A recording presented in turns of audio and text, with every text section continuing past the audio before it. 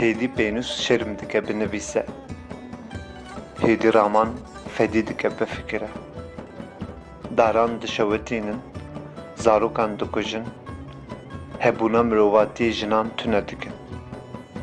Axê şerm kir, lê mirovatiyê şerm nekir. Gelo yê mirov hedike çi ye? Jiyaneke beredayî, an jî ramaneke azad.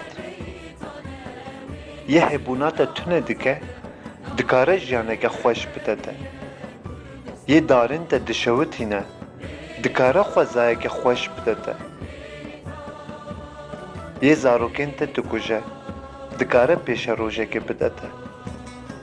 Baş bifikire. Yê ji te hez neke, dikare te azad bike.